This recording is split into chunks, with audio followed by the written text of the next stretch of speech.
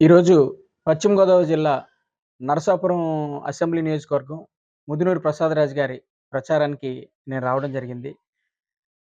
ప్రసాదరాజు గారితో ఈరోజు ఇంటింటికి తిరిగాం. చాలా బాగుంది స్పందన. ప్రసాదరాజు గారు మరలా బ్రహ్మాండమైన మెజార్టీతో గెలవబోతున్నారు. దానికి నిదర్శనమే ప్రజల నుంచి వస్తున్న స్పందన. ఎందుకంటే నేను ఉదయం నుంచి తిరిగినప్పుడు ఏరియాలో ప్రజలందరూ మా ప్రాంతాన్ని, మా నియోజకవర్గాన్ని చాలా బాగా అభివృద్ధి చేశారు. దానికి నిదర్శనమే ఇక్కడ ఇంతకు ముందున్న 50 పడకల ఆసుపత్రి ఇప్పుడు 100 పడకల ఆసుపత్రిగా చేశారు. 4,00,00,000కి పైగా ఖర్చు పెట్టి హాస్పిటలు అభివృద్ధి చేశారటండి. అలాగే ఇక్కడ ఆహ్, ఆహ్, కాటన్ పార్క్ బ్రహ్మాండంగా అభివృద్ధి చేశారు. అలాగే రోడ్లు ప్రతిపక్షాలు బాలేదు అన్నారు. ఇక్కడ రోడ్లన్నీ బ్రహ్మాండంగా ఉన్నాయండి. ఎందుకంటే అదే రోడ్ల మీదనుంచి వచ్చి నేను ప్రచారం చేశాను. ఇకపోతే ఆహ్, వారధి, వారధి పనులు స్టార్ట్ అయ్యాయట. పేమెంట్లు చేశారంట. ఎందుకు ఆగింది అంటే వాళ్ళు కోర్టులో కేసేశారు. అసలు ప్రతిపక్షాలు ఏంటంటే జగన్ గారు చేస్తున్న అభివృద్ధిలో ఇప్పుడు ఇల్లు అవనివ్వండి, ఈ రోజున ఈ ఈ ప్రాంతంలో ఉన్న వారధి అవనివ్వండి ఎందుకు ఆగుతున్నాయంటే కేసులేయటం, ఆపేయటం, మళ్ళీ అభివృద్ధి జరగలేదని చెప్పి తిరిగి పిచ్చి పిచ్చిగా మాట్లాడడం. అందుకనే మరలా ఆయన గెలుస్తారు. మళ్ళీ జగన్ గారు ముఖ్యమంత్రి అయిన తర్వాత మళ్ళీ వారధి పనులు జరిగి బ్రహ్మాండంగా తయారవుతాయి. ఈ మధ్యే పవన్ కళ్యాణ్ గారు వచ్చినప్పుడు కూడా వారధి గురించి చెప్పారంట. అంటే ఒకటి మనకు పూర్తిగా అవగాహన ఉండేనే మాట్లాడాలి. లేకపోతే ఈ ప్రాంత ప్రజలను కనుక్కొనైనా మాట్లాడాలి. మనం ఏదో ఇంకా అనాలి అంటే జగన్ గారి మీద ఉన్న అసూయతో ఏదో ఒకటి మనం ఆయన్ని తిట్టాలి.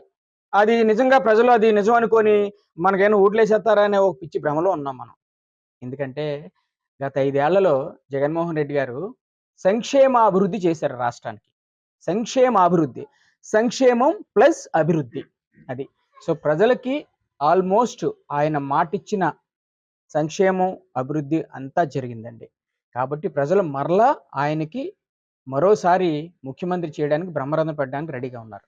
నరసాపురంలో కూడా ప్రసాదరాజు గారు ఎప్పుడూ, ఎప్పుడూ జనాల్లో ఉండే మనిషి. ఇప్పుడు నేను చూసానండి. ఆల్మోస్ట్ 200 ఇళ్ళు పైగా తిరిగాం. ఎక్కడికెళ్ళినా ఇంట్లో మనిషిలాగే ఇంట్లో మనిషితో ఎంత ఆప్యాయంగా పలకరిస్తున్నారంటే, బాబు మీరు రావాలేంటి బాబు ఇంకెవరికేత్తాం ఓటు" అంటున్నారు. అంటే మనకు ఆ స్పందనే తెలుస్తుంది. వాళ్ళు ఎంత ప్రేమాభిమానాలు కురిపిస్తున్నారు. "అమ్మ, అమ్మ జగన్‌ని గెలిపించుకోవాలమ్మా, జగన్ గారిని గెలిపించుకోవాలమ్మా. అందరిని అమ్మ ప్రార్థన చేయండమ్మా, దేవుడికి దండం పెట్టుకోండమ్మా" అని వాళ్ళతో మమేకమైన అంటే ఇంట్లో మనిషిలాగా, "బాబు మీరెందుకు బాబు రావడం? బాబు ఇంకెవరికేత్తాం బాబు ఓటు" అంటున్నారు. అంటే అంత అంత అంటే వాళ్ళు జగన్ గారు చేసిన సంక్షేమం వాళ్ళు అనుభవిస్తున్నారు. వాళ్ళంతా సంతోషంగా ఉన్నారు కాబట్టే ఇంత మంచి రెస్పాన్స్ ఇస్తున్నారు. లేనప్పుడు ఎందుకు ఇస్తారండి? కాబట్టి మరొక్కసారి మన ముదినూరి ప్రసాదరాజు గారిని గెలిపించుకుంటే ఆయన మరింత అభివృద్ధి మన ప్రాంతానికి చేస్తారండి. ఇక పవన్ కళ్యాణ్ గారు నాకు కులాల గురించి మాట్లాడను, మతాల గురించి మాట్లాడను అంటూనే కులాలను రెచ్చగొట్టే వ్యాఖ్యలు చేస్తూ ఉంటారు. ఎందుకంటే ఆయనే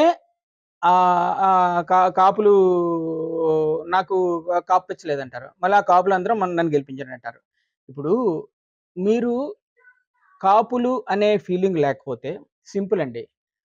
కాపులు అత్యధికంగా ఉన్న పిఠాపురంలోనే మీరెందుకు పోటీ చేస్తున్నారు? కాపులు లేని చోట పోటీ చేయొచ్చు కదా! ఇప్పుడు కాపులు లేని అసెంబ్లీ కాన్స్టిట్యున్సీలు రాష్ట్రంలో చాలా ఉన్నాయి. ఎందుకంటే మనం ఎక్కడైనా చేయొచ్చు. ఎందుకంటే మనం ఆంధ్రప్రదేశ్‌లో మనది ఒక ఊరు కాదు కదా! ముఖ్యంగా మనది హైదరాబాదు. ఆంధ్రప్రదేశ్‌లో ఎక్కడైనా చేయొచ్చు. కాబట్టి మీకొక అడ్వాంటేజ్ ఉంది. ఓన్లీ నాకు తెలిసి ఏది ఎస్సీ, ఎస్టీ మైనారిటీ కాన్స్టిట్యున్సీలు తప్పితే మీరెక్కడైనా పోటీ చేయొచ్చు. ఓ 100 పైనుంటాయి. మరి కాపులే ఎక్కువున్న పిఠాపురంలో ఎందుకు పోటీ చేస్తున్నారు? అంటే కాపులందరూ మనకేసేయాలి.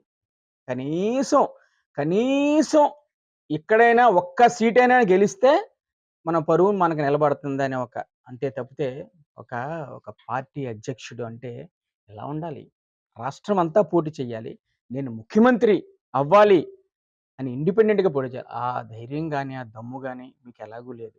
ఎందుకంటే ఉదయం లెగిస్తే పొద్దున్న ఓ మాట, మధ్యాహ్నం ఓ మాట, రాత్రి ఓ మాట, నెక్స్ట్ డే ఓ మాట, ఆ తర్వాత ఓ మాట. అప్పటికప్పుడే నాకు ఎలాంటి ఫీలింగ్ లేదంటారు. అప్పటికప్పుడే కులపిచ్చి లేదంటారు. అప్పటికప్పుడే ఏదో మాట్లాడతారు. ఏదైనా కూడా జగన్ గారి మీద ఉన్న అసూయతో ఆయన చాలా చాలా భయంకరంగా పిచ్చి పిచ్చిగా మాట్లాడుతున్నారు. ఇది చాలా తప్పు. ఎందుకంటే మనము ప్రొఫెషనల్ సినిమా యాక్టర్‌లం. ఆయన ప్రొఫెషనల్ పొలిటీషియన్. ఎందుకంటే వాళ్ళ రక్తంలోనే ఉంది. మాటిచ్చారు అంటే మాట మీద నిలబడతారు. మాటిచ్చే ముందు ఆలోచిస్తారు. ఒక్కసారి మాటిచ్చిన తర్వాత మాట మీద కట్టుబడిపోతారు. అది ఆ రోజున రాజశేఖర రెడ్డి గారైనా, ఈ రోజున జగన్ గారైనా. కాబట్టి మరొక్కసారి ఆయన్ని ముఖ్యమంత్రి చేయడానికి ఈ రాష్ట్రంలో ఉన్న ప్రజలందరూ రెడీగా ఉన్నారు. ఇది జరగబోతుంది. జరుగుతుంది. ఫ్యాను గుర్తుకే మీ ఓటు ఫ్యాను గుర్తుకే మీ ఓటు ఫ్యాను గుర్తుకే మీ ఓటు. నేను మాట్లాడుతున్నా నువ్వే జగన్ నిన్నే జగన్ నిన్నే జగన్ మేం నమ్ముతాం నిన్నే జగన్ మా నమ్మకం నువ్వే జగన్ మేం నమ్ముతాం నిన్నే జగన్ మా నమ్మకం నువ్వే జగన్ మేం నమ్ముతాం నిన్నే జగన్ నువ్వే జగన్ నువ్వే జగన్ మా నమ్మకం నువ్వే జగన్ నిన్నే జగన్ నిన్నే జగన్ మేం నమ్ముతాం నిన్నే జగన్ నిన్నే జగన్ నిన్నే జగన్ మేం నమ్ముతాం నిన్నే జగన్ నిన్నే జగన్ నిన్నే జగన్ మేం నమ్ముతాం నిన్నే జగన్ ఏ నాటికి నమ్మాటికి నమ్ముకుంది నిన్నొకడిని మాత్రమే.